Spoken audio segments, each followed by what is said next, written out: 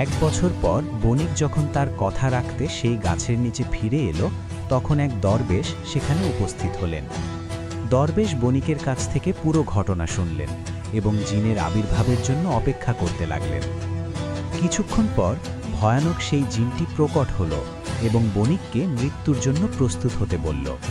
তখন দরবেশ শান্ত গলায় জিনকে বললেন, হে মহান জিন, আমি যদি তোমাকে এমন এক অদ্ভুত কাহিনী শোনাই যা তুমি আগে কখনো শোনোনি, তবে কি তুমি এই বণিককে মাফ করে দেবে?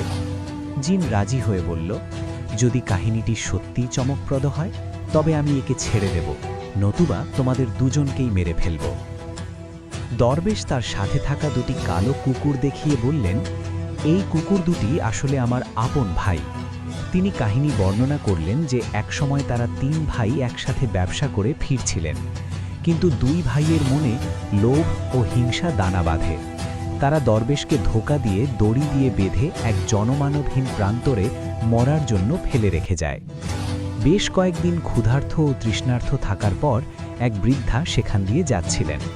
তিনি দরবেশকে মুক্ত করেন এবং কিছু বিশেষ মন্ত্র শিখিয়ে দেন।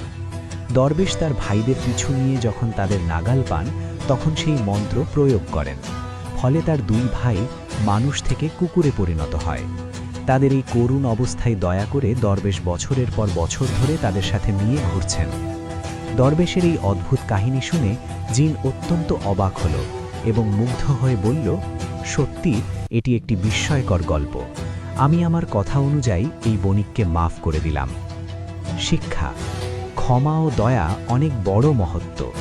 দরবেশের দয়া যেমন তার ভাইদের জীবন বাঁচিয়েছিল, তেমনি তার বুদ্ধিমত্তা বণিকের জীবন রক্ষা করল। আল্লাহকে ভালোবাসেন? তাহলে like, share, comment, follow, subscribe করুন।